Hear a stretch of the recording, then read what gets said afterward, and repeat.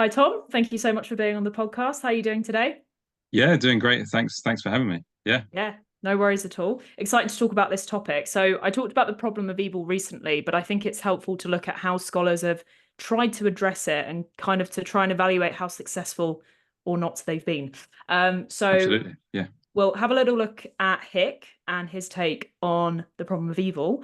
So maybe if we start off by thinking about how he frames it. So I think I'm right in saying that he addresses this in his book, which I believe is called Evil and the God of Love. So you can already see a nice synoptic link here with the whole nature of God topic, which is great. We love a synoptic link.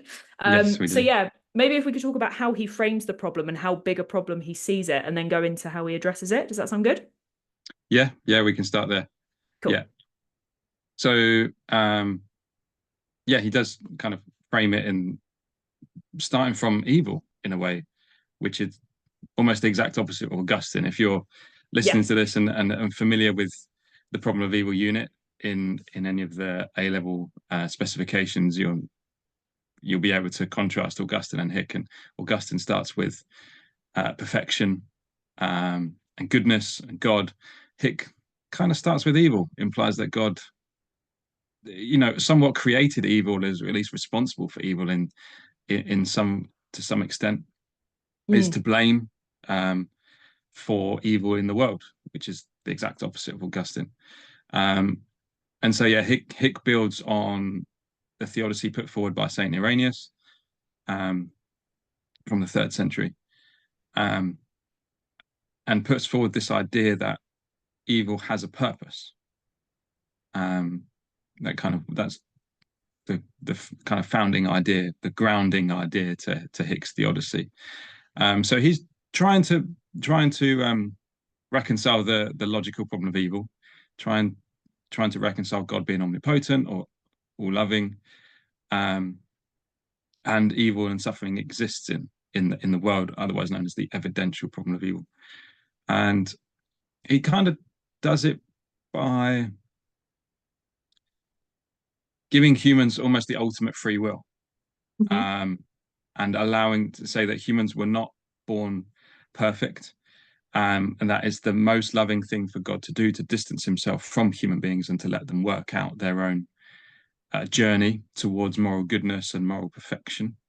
Yeah. Um, and the way they do that is through experiencing lots of trials, lots of challenges, lots of tests, and learning on the job, as it were. Mhm. Um, and Hick implies within his theodicy that humans will become better people or should become better people. So there's a tenuous implication in that. Um, but yeah, that's the kind of backdrop to Hick, if that makes sense. Yeah, fantastic. So it's interesting that difference between the idea that humans will learn and grow versus they should, because there is, an Yes. important difference there, which maybe we can get onto when we evaluate his theodicy. But yeah, it's Yeah. interesting actually, because you're right. Obviously this is in quite stark contrast, I think, to what Augustine's saying in terms of not laying the blame, as it were, to God, even though I think Hick himself probably wouldn't word it like that. But absolutely, he's saying that actually it's part of God's plan, like you say, which is quite Mm. controversial in a way, given, the amount of evil, which is kind of addressed in the evidential problem of evil, the idea that there's just so much evil and suffering that it seems, even if it's not impossible for God to exist, it seems very unlikely. So yeah, it is kind of unusual, but then equally, there's a bit of commonality because you mentioned free will, this idea that actually Hick's theodicy could be seen to be being like the ultimate free will that's being given to humans. And I guess there's a Mm. commonality there with Augustine in a way, isn't there? The idea that, free will has a role in what Yeah. they think about it in different ways, right? So I think, as far as I can understand it, Augustine is saying that actually it's our misuse of free will that results in evil and suffering. But Yeah. Hick Yeah. is saying that it's part of God's plan.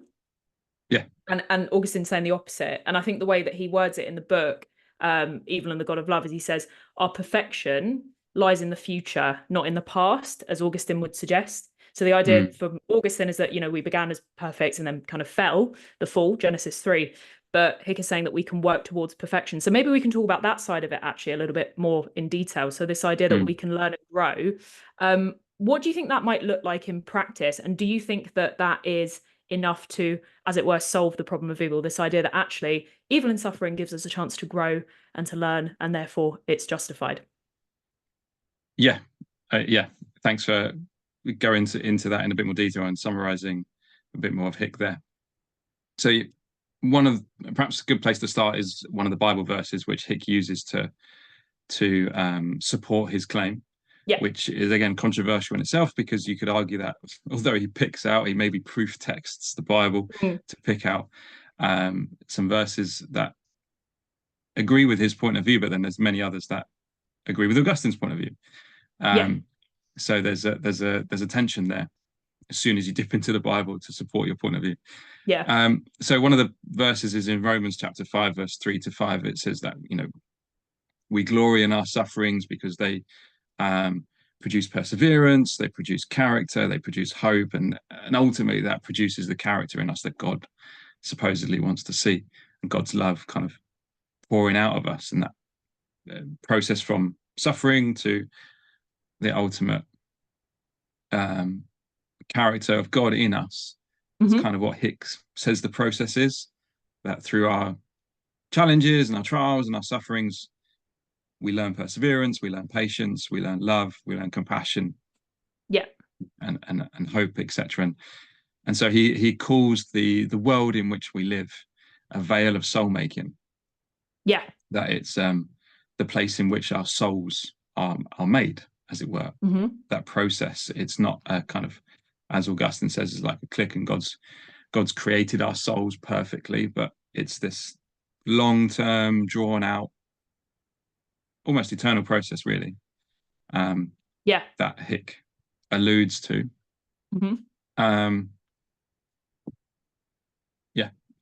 Sorry, what was the second part of your question? Sorry. Yeah, no, that was a really good summary, actually. Yeah. I think of the the kind of key points that he's trying to get across. The point was about, how do we actually achieve that? But it's really interesting. You suggest that he's kind of, like you say, alluding to this idea that this might be an eternal thing. And I was wondering how that kind of squares up with, Christian beliefs about things like the afterlife, for instance, because one idea, one potential theodicy, if you like, that's been put forward is that maybe we don't get justice for the evils of the world in this life, but maybe we can in the afterlife. But if it is an eternal process, if as it were, our souls will never be fully made, I'm not sure that really kind of overcomes the problem of evil, if you see what I mean. I'm wondering if that's potentially a bit of a weakness in his theodicy, the idea that we're never going to fully get to the point where our soul is made and we've learned enough. Yeah, that's a fair point. Like, Hick implies that we will at some point reach this character, reach this height in our character in which we've made it fully into God's likeness. Hick uses the phrase God's likeness as to what we're growing into. But what does that mean, and where's the line? And Hick doesn't draw on the line. He doesn't say, no, this is the line, and once you've made it there, you're in to heaven. Yeah. So that's kind of up for debate. And lots of people would, scholars would have various points of view on that. There's something which I found quite interesting as a thought, I thought of as we were thinking of this, is there perhaps a response, just to kind of throw it out there, in a way that maybe justifies Hick a little bit? So I don't know if have you seen the film The Shack? I haven't, no, but I've heard of it. You've heard of it, yeah. If you haven't, it's a really interesting film. It's about a character, a guy who goes through a bit of an experience. He's kind of an agnostic, atheist type person, but he's brought up childhood in the church, and then he's an adult. He loses his daughter, and he goes to this experience where he thinks he's dreaming. He doesn't quite know where he is, but he meets the Trinity, and goes on this kind of journey with God. And the way it portrays God is really interesting. Anyway, but that's just kind of separate issue.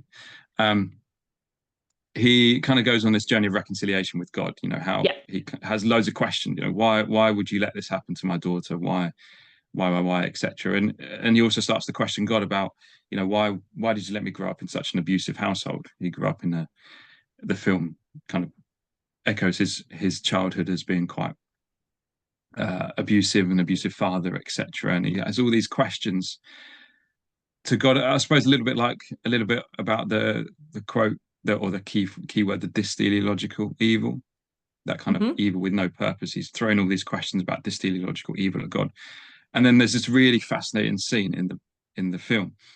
It's called the judgment scene, where the guy is placed on a throne, a judgment throne, and in the background you've got these scenes rolling above him. First of all, him, and you can see he kind of starts off really angry and frustrated at God. You know, why would you let this happen to me? These scenes are rolling in the background, and then it starts to show the scenes of his father, and then his father's childhood, and then his grandfather's childhood, and the kind of context to his father's behavior. And then the main character in the film, his emotions change from like anger and frustration to a little bit of sympathy, and then a bit of empathy and a bit of compassion. Starts to understand the reason why his father behaved in the way he did. And perhaps there's an element of that to say, actually, we don't know why people behave the way they do. You know, in our very limited human minds, we don't know why people behave in such ridiculously evil ways. And so maybe it is ultimately fair that God decides that everyone is saved eventually. I don't know. I'm not saying I agree 100% with that thought, but it's one way that you could take it. It's one way that you could try and defend Hick a little bit. Sure. I really need to see that film. That sounds like the kind of film I really enjoy, actually. So I'll check that out. I like that idea. On the flip side, it doesn't excuse the like evil such as the Holocaust. It doesn't, it doesn't really work on the grand scale. Perhaps it only works on the individual level. Yeah, that's really interesting. And then actually, even that you could look at and you could think maybe it starts at the individual level. So maybe it is a case of kind of, thinking about the evil around you and trying to just understand people on a one-to-one level. And then maybe you can look at it from a grander perspective, and maybe it takes those kind of baby steps. If we do really think about that analogy of, learning, you don't learn everything all at once, right? Like the idea that it's a really long-term process. So maybe that's part of it. But I agree with you. I think it's helpful actually to do what you just did there, which is to maybe separate the different types of evil, because I totally get the idea that, we can't really cultivate compassion unless we know what it is to suffer, right? But then equally, you could look at that and be like, well, why did we need that in the first place? Like, why is it necessary that we grow through that virtue? Can't we develop virtues that don't necessarily require suffering, or at least as much suffering as well? And I think the Holocaust is a good example of that. If you look at it from a kind of crude perspective, you could just say like, well, why 6 million Jews? Why couldn't it be like 1 million? Would that not get the same kind of learning and thing across? And then I guess one thing, I've explored this before, but maybe this idea of like the epistemic distance, maybe we could talk about that a little bit, and how that kind of maybe again strengthens Hick's approach to this. That's coming back to what you said before, that why do we have to learn our moral character through such pain and suffering? That's D.Z. Phillips's critique of Hick. Why couldn't God use other means to make us develop our moral character, such as learning an instrument or teamwork or something like that? And that's one of the most common kind of criticisms labeled at Hick, isn't it? Why would God do that? I mean, in his defense, he's also backed up by Swinburne. So he does have a bit of weight on his side. He's got an ally there. He's got an ally, exactly. So epistemic distance. This idea that God remains at a distance from us, communicatively as well as knowledge. Our knowledge of God is limited, and God purposefully makes that limited, so that we can never 100% certain say that God exists. It's that idea, isn't it? That there's that faith element. Some people believe in God and they have to through faith, because there's that vagueness, there's that gap between us and God and our knowledge of God. Otherwise, Hick says it would just be like, we're living in God's Big Brother house, with all his CCTV cameras around, and whether we do good, or, if we do loads of good, then it's just because the cameras are watching, and rather than like, I think Hick's getting at the point that without the cameras, without the knowledge that God is definitely there, if we do good, sorry, then it's genuine good. Yeah, exactly. This idea that Yeah. you're doing it just to impress or indeed get into heaven, whatever it might Yeah. be, Yeah. that undermines the idea that it is genuinely good and coming from the right place because you're just trying to please someone else rather than being good in its own right. So I like that concept of epistemic distance because I feel like it can apply to so many other topics as well. Nature of God, religious language, just to name a It's really couple. fascinating when you start thinking about that in terms of religious language. Yeah. Yeah, yeah, definitely. Because again, it Yeah. kind of ties in with all these other concepts. Like, there's always going to be that gap.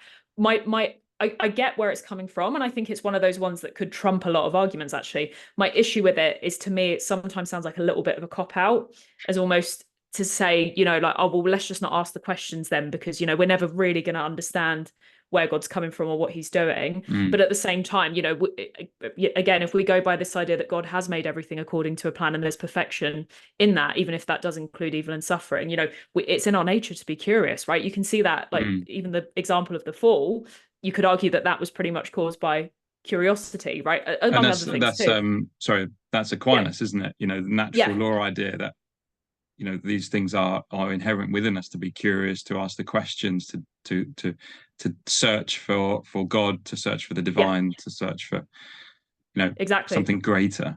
Exactly. So again, it ties in with like knowledge of God's existence, another topic as well, which is really, really interesting. So yeah, but again, I like that example of the shack, to go back to that for a moment, because I do like the idea that we can kind of grow gradually and learn from these things. But again, I think one of the key issues is, why does it have to be so much suffering, or what seems to be? I guess one thing that I found interesting, actually, one of many things when I was reading Hick, is he says, this is and has to be an imperfect world, operating impartially according to its own laws and containing what we call evil. I just thought it was interesting that he said containing what we call evil rather than containing evil. I wondered if you had any thoughts on that. Yeah, you could argue it's a little bit of a cop-out again. Yeah. Because he's throwing that element of doubt into there, that well, there's evil is just our perspective on it. Exactly. But if we were to take God's perspective, which we can't because there's that distance between us and God, so we're never going to have that. But if we were to take God's perspective, we would see the grand design and the purpose in it. It's a little bit like Augustine's principle of plenitude idea, isn't it? And the aesthetic theme, that if we were to see everything from God's perspective, we would understand that definitely there has to be this element of pain and suffering in the world. Yeah, definitely. And actually, I'm glad you brought up all these things. So it reminds me a little bit of this idea of the privation of good, that evil isn't an entity in its own right. And again, it's something that, like you say, we don't fully understand it, but it doesn't mean it doesn't have a purpose. So yeah, I agree with you. It could be read as something of a cop-out. It's like, acknowledging that epistemic distance, but again, it can cause issues. Then he's kind of getting into the same area that other people are, like, such as Mary Baker Eddy, who says that evil is just an illusion. Exactly. And doesn't exist at all. Yeah, which seems to contradict what he's saying in the rest of the book. Yes, it does seem to contradict the fact that he says, the idea that evil was there to start with, and that we were created imperfectly with evil in the beginning. So yeah, that seems a bit self-contradictory from Hick. For sure, yeah. So again, I think there's a lot of strengths to what he's saying. I don't want to sort of like fully criticize, but again, it's such a difficult problem to overcome. And I would be shocked if there was any one scholar who came up with a theodicy and everyone was like, great, wonderful, we've accepted that. It's not an issue anymore. And I think he acknowledges that as well in the book. One thing that he does it's like say, the question of God's existence. If there was an argument that was 100%, we wouldn't be having the conversation. Yeah. Exactly. And I don't even know what that would look like, because I feel like there will always be people who come back and say, well, actually, what about this? What about that? One thing that he does, he paints a very vivid picture in the opening of the book. So if it's okay, I'm going to read out a quote, because there's one bit in it that I'm like, I get what he's talking about with regard to people, but there's another bit where I'm like, I'm not quite sure you fully address this, but I could be wrong. So I'd love to hear your opinion, but I'll read the quote. Yeah, go for it. So he starts with, he says, the sheer crushing weight of the pains suffered by men, women, and children, and also by the lower animals, including that inflicted by human greed, cruelty, and malevolence, undoubtedly constitutes the biggest obstacle that there is to belief in an all-powerful and loving creator. So, in other words, he's saying this is a huge problem that everybody has to deal with, whether they're an atheist or a theist. But the bit that got me was the sheer crushing weight of the pains, not necessarily of people, because like the shack example demonstrates, there's reasons why we suffer, and we can actually look. And I think it takes a lot, actually. It takes a lot of strength and, forgiveness and capacity for love and forgiveness to look at someone and be like, you were my abuser, in the case of if you have like an abusive father or mother, and to look and have compassion. I think that's a huge thing. And it's kind of reminiscent of what Jesus did, actually. So that does seem in some ways to be growing into God's likeness. The bit I don't get is the animal bit. And that's always the bit I struggle with most when it comes to the problem of evil. I don't get how I think William Rowe uses this example. He says, what use is there in a deer dying in a forest fire? I think is the example that he gives. Yeah. Like, you can look at that and feel really sad, and I'm sure a lot of people would, but that's not anything to do with human planning. Like, forest fires occur naturally in some cases. And this prolonged horrible death that's described in really visceral detail by Rowe, it does just seem to be dysteleological, like you say, like there's no purpose to it. Again, with humans, I can see it's like, we can learn, we can grow, but animals don't seem to have that same capacity. Like, if my cat bites me, I doubt he's going to be sitting, thinking about it in depth and being like, really shouldn't have bitten my owner, right? So I just wondered if you had any thoughts on, like, because he mentions animals, nobody's asking him to do it, like he mentions it himself. Do you think he accounts for animal suffering as much as he does human suffering? I think honestly, no. I think he's probably getting himself into a little bit of hot water there with that. And perhaps it would be better not to mention it. Yeah, that's exactly what I'm thinking. Like, why mention it? Because he's kind of put the onus on himself, I think, by having that in the intro. So he's kind of getting into the territory of Anthony Flew. Yes. With the parable of the gardener. Yeah. And logical positivism, and that kind of there's solid evidence to doubt God and to not believe in God, and that Anthony Flew, for him, the problem of evil is the biggest obstacle to God. So he's kind of getting into the territory of atheist arguments against himself, which is bizarre, difficult, challenging, bizarre. Yeah, for sure. I'm glad you picked up on that as well, because I just kind of looked. So I think he writes very eloquently, and it's a lot of. I think it's interesting. When I was reading it, I thought this could be read as being in line with Christian theology, but also challenging it in a really fundamental way. Yeah. And I maybe I'm wrong. I feel like his views have changed a bit. So if it's right, I'm going to play. Have you got like a couple of minutes left? Just for go for it. Cool. I've got like a clip where he talks about. I want to circle back to this point about like death and things like that, because obviously I think, again, a lot of his theology is in line with Christianity, but when he talks about, going back to what you were saying about, soul making being potentially an eternal process, he does have, I think, some interesting views about death and like what the point of everything is. So there's a really interesting clip where he's being interviewed. And he talks a little bit about heaven and hell, and I think he's got quite an unorthodox view, given that this is in a Christian context, about that. But I'd love to hear your thoughts on what he says. Do you believe there is the possibility of life after death? In some form, yes. Ultimately, we have to wait and see. There's only one way to find out. I hope we'll wait a long time. Well, exactly, yes. All of the great world faiths do believe that this life that we are now living is only a small part of our total existence. There is the traditional Christian view that at death we go either to heaven or hell, or if you're a Catholic, heaven or hell or purgatory. I find that very difficult to believe, because I don't think that any of us are good enough to go to anything you would call heaven at the time of our death. I don't think any of us are bad enough to go to anything you would call hell at the moment of our death. I'm inclined to favor something that is slightly more like purgatory than heaven or hell, namely multiple lives, reincarnation. In other words. I'm just going to pause it there, because I feel like that was the key bit. I mean, this idea that he's more in favor of the concept of multiple lives than he is the idea that when we die, we go to heaven or hell, because none of us is good enough to go to heaven, but none of us is bad enough to go to hell. So I'd love to hear your perspective on that. Yeah, it's quite interesting, isn't it? It's quite Eastern in a way, fairly Buddhist and Hindu.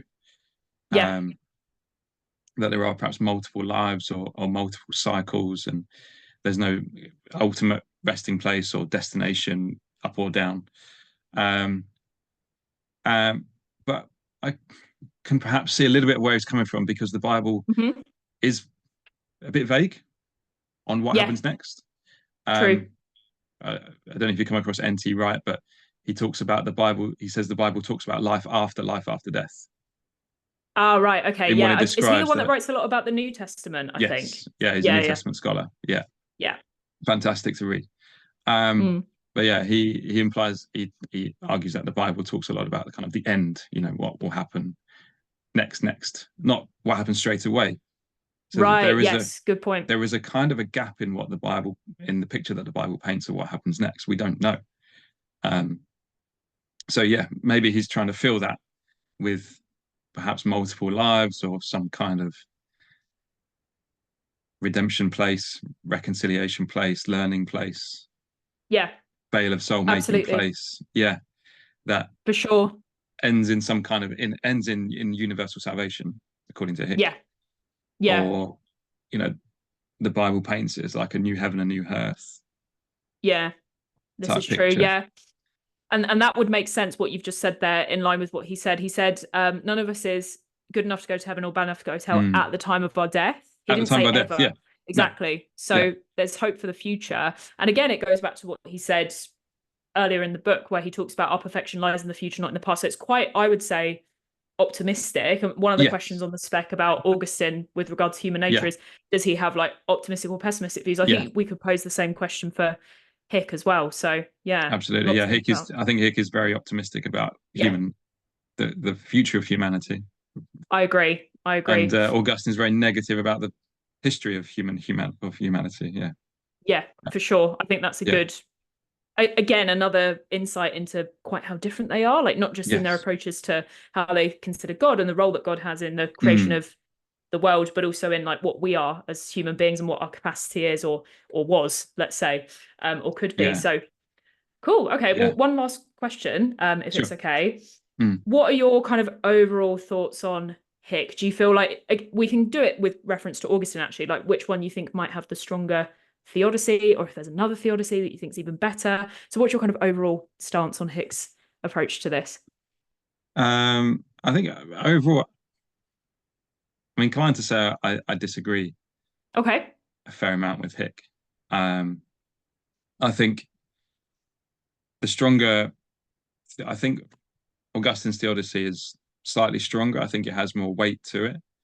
I think there's a clearer picture of where he's coming from, the origin to humanity and the future of humanity. I think there's a clearer understanding of the role of Jesus and Jesus' death and God's grace in Augustine. I'm not saying it's perfect, of course, but I think he paints a clearer picture of where humanity started, why it's broken, why it's corrupted. Perhaps he paints an overly pessimistic picture, but then he also makes it very clear about the purpose of Jesus and why Jesus had to come, why he had to die such a painful death, to achieve redemption, reconciliation for everyone.